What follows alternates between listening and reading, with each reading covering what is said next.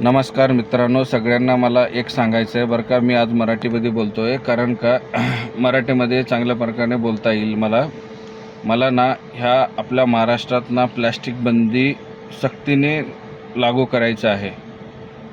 Plastic म्हणजे प्लॅस्टिकच नाही, प्लॅस्टिकपासून बनणाऱ्या प्रत्येक गोष्टी, पॅकिंग होणाऱ्या प्रत्येक दूध असू द्या, काही असू द्या, हे मंत्रालय कोणाकडे माहीत नाही आम्हाला पण, कारण का काही मंत्रालयाचं काम काय चाललं आहे कळतच नाही. मंत्रालय कशाला असतो ते पण माहीत झालं नाही आता अलीकडं, की मी अर्थमंत्री काय करतोय काम ते कळतच नाही, कधी त्याचं काय होतच नाही. त्यासाठी प्लॅस्टिक हे डिपार्टमेंट कुठल्या मंत्र्याकडे आहे, त्यांनी कृपया करून तुम्हाला हात जोडून विनंती आहे, देशाच्या लाखो करोडो रुपये वाचवा आणि लाखो लोकांचे जीवनसुद्धा वाचवा आणि लाखो लिटर पाण्याचं पण दूषित पाणी वाचवा. ह्या एका प्लॅस्टिकमुळं भले चाहे तुम्ही भारतात बंद करू शकत नाही, तुम्ही महाराष्ट्रात तरी बंद करू शकता ना या गोष्टी. प्लॅस्टिक बंदी महाराष्ट्रात सक्तीने आणलं पाहिजे. एक चॉकलेटसुद्धा प्लॅस्टिकमध्ये पॅकिंग न झालं पाहिजे, भले चाहे कारखाने बंद पडू द्या. आपल्याला त्या कारखान्यामुळं काही फरक पडत नाही, की आज आपण जर 20 रुपये लिटर पाणी घेत असेल तर भविष्यात आपण 100 रुपये लिटर पाणी घेऊ 10 वर्षांनी. आत्ताच पाणी 20 रुपये लिटर भेटतोय, तर तुम्ही पाणी पण पॅकिंग प्लॅस्टिकमध्ये करताय. हर एक गोष्ट प्लॅस्टिक. हे काय, प्लॅस्टिक येण्याच्या अगोदर लोकांकडं काय पाण्याची व्यवस्था नव्हती? लोक काय असे हे जायचे का? ह्या गोष्टीवर विचार करत नाही सरकार. माझं गंभीरपणे आरोप आहे, या जे कोणी कारखानदार असेल तर कृपया करून तुमचं लवकर बंद करून घ्या. पुढचा जो संघर्ष राहणार आहे तो प्लॅस्टिकवरतीच असणार आहे, कारण का प्लॅस्टिक हटाओ और देश को बचाओ.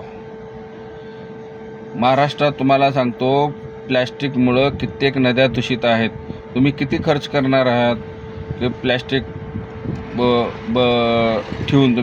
तुम्ही जर प्लॅस्टिक ठेवलं तर तुमचे नदी नाले असू द्या, जंगल असू द्या, काही असू द्या, हे कधी नीट राहणार नाहीत. हे माझं तुम्हाला चॅलेंज आहे, कोणी नीट करू शकणार नाही. ज्या दिवशी तुम्ही प्लॅस्टिक बंदी सक्तीने कायदा आणून ज्याच्याकडं दिसेल त्याच्याकडं, प्रत्येकांना ज्यांच्याकडं पाण्याचं बॉटल दिसेल त्याला 100 रुपये मारा. तुम्ही कायदा आणा, लोकांकडं भरपूर पर्याय आहे. ज्या दिवशी तुम्ही कायदा आणसाल त्याला पालन करतील. अनेक कायदा आहेत, पण प्लॅस्टिक बंदीवरती कायदा आणलंच पाहिजे. भलेच्या त्यांचे पण कारखाने असतील प्लॅस्टिक प्रोडक्शन करायचे. ही आपली देशाची म्हणजे हे नाही आहे की संस्कृती नाही आहे आपल्या देशाची, की पहिल्यापासूनच आपण प्लॅस्टिक वापरत होतो. प्लॅस्टिक कधीपासून आलं आहे? ह्या 2 शतकात आलेलं आहे. 20 वर्षापूर्वी प्लॅस्टिक होतं का भारतात? काय होतं आपल्याकडं? 20 वर्ष सगळ्यांकडं पोते असायचे, पिशव्या असायचे, लोक कॅरी करून घेऊन जात होते. सगळे जमिनीत मिसळणाऱ्या गोष्टी होत्या.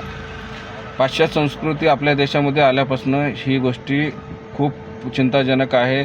मी एक भारतीय नागरिक असून, एक महाराष्ट्रीयन असून, आणि मला माझ्या देशाची काळजी आहे, म्हणून मी सगळ्यांना सांगतोय, आपण जाताना ह्या दुनियातनं आपण चांगले गोष्टी ठेवून गेलं पाहिजे. बाकीचे लोक शिवे नाही दिले पाहिजे आपल्याला, ह्यांनी काय करून गेले.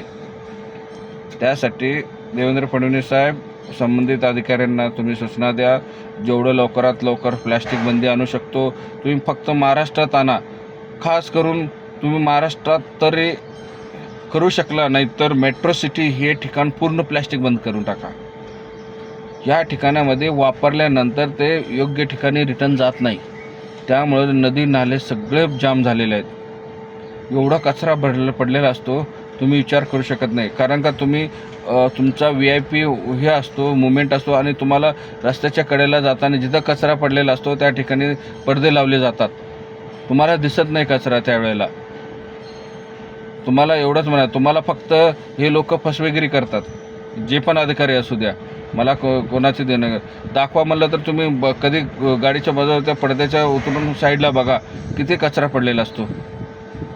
कचरा नसतो. आम्हाला कचऱ्याशी देणं घेणं नाही आहे, फक्त आम्हाला गोष्ट आहे प्लॅस्टिकची. तुम्ही कचरा असे कित्येक टाका.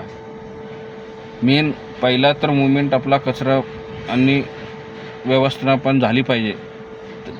कारण का प्लॅस्टिकमुळे लोक घरात प्लॅस्टिकने पॅक करतात, जाता जाता रस्त्यात फेकून जातात. मी प्रणय घेतलेला आहे प्लॅस्टिक मुक्त महाराष्ट्र. माझ्या संग किती लोक जुडणार आहात माझ्या कमेंटमध्ये सांगा.